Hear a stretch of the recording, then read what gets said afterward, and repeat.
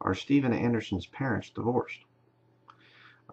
Doing some research here for an upcoming video on the whole Steven Anderson cult thing, because it's really grown a lot since I started exposing it way many years ago.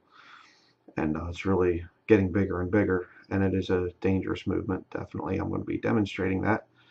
And I was going to bring out a lot of this stuff in one big video, but I thought, a lot of this is just too serious to just, bring it out later, and it just needs to come out right away. So I'm going to be bringing out quite a few videos over the next few days and things. Just incredible stuff.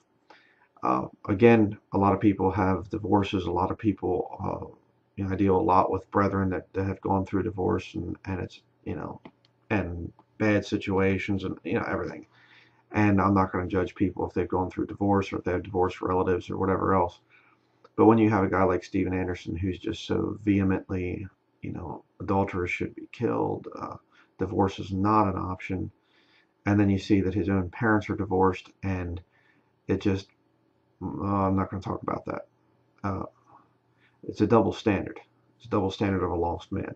So I saw this guy's video here, and just show a little bit here. It's kind of funny. He shows the thing of Donnie Romero preaching against marijuana use, and then later on, of course, he's taking it himself, and probably taking it at the time he was preaching. So just look at a little of this. It's kind of funny. I think that's something that, his wife probably found out, and then as a result, that's when he just ratted him out. Not only that, it's considered cool, and we'll get to that in a little bit. All mind-altering drugs prevent you from being sober. Does God have to specifically make a verse for every single type of drug under the sun? Does it have to have a verse that says, don't smoke weed? Isaiah chapter 5 now. Do you know where you could go? Do you know where you'd have to go to get marijuana and to get pot and weed? If it was a real prescription drug, do you know where you'd have to go to get it? You'd have to go to a pharmacy. But you don't go to a pharmacy, you go to a stinking drug dealer that's got a sign. That's like saying... Speaking from personal experience, apparently. Well, I take booze for medicinal purposes. Do you go to a pharmacy? No, I just go down to the store. But you got to get the card. They got to say that it's okay for you to get it. Look, anybody knows anybody can walk in there and get that card. They have doctors lined up that they're wicked too, and they'll just give you a card. You can go, my back hurts. You can say all these things that they can't really test for. My back hurts and I want to go. If you go to these, I forgot what they call them, dispensaries, you can walk in there and say, I don't have a card, but I need one. And they will give you a list of doctors that you... Oh, okay, yeah. So basically, it's okay to get prescription opiates by Standing Armies being commissioned to go blow up brown people in order to steal their crops, right? When Oxy was first... I love that. That's pretty good. Yeah, he's right. You go into third world countries, brown people, and you go in there and you basically send the military in and make them, grow heroin and, cocaine and the whole thing. America's been doing that for years and years and years, many years, financing the black ops, type of world and whatever else. I mean, just, but that's okay. You can, you shouldn't do illicit drugs, but you can do prescription drugs. That's important, and I think, Romero was saying that he's probably doing both, marijuana and popping pills as well. But go forward here.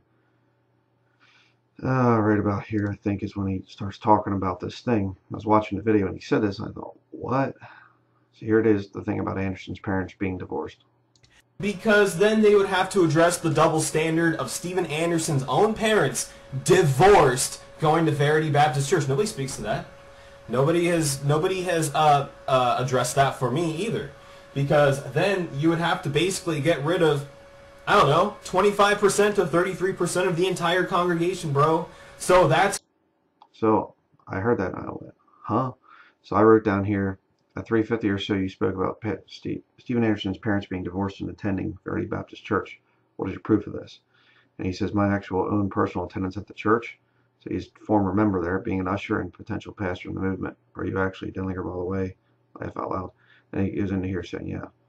So, I thought, that's crazy. So I went and I checked out Anderson's blog thing here. I just did a search, and it says about my mom, Susan Anderson. Right there's the name. Okay. And you go down here, and there's a picture of them. and there she is, and there's his dad and mom. But here, this is 2018, October 2nd, 2018. His grandmother died, and he says about his dad's mom passed away. And here is Anderson's family, and it says here left to right, Clint, Spring, Dad, and Denise. Okay, wouldn't this be adultery? Isn't this a divorce and remarriage that Anderson so vehemently stands against? And yet he's standing right behind her and just smiling, you know. A little bit of a double standard there, you know. And it goes down here, my dad with his 4 children in birth order from left to right. What about the mom? Where's the mom at? Interesting. So again, you know, and then he talks about the death penalty for adultery here and in his blog thing, and he thinks, yeah, you know, we need to do this. Righteous government would implement the death penalty. Where's that at in the Old Testament? Where does it say anything about a righteous government implementing the death penalty?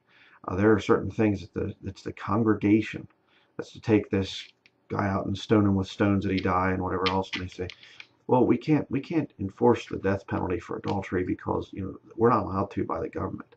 And this is the same guy that says that Christians are going to go into the time of Jacob's trouble and they're going to refuse the mark of the beast. They'll disobey the government then, but not now. What a stinking hypocrite.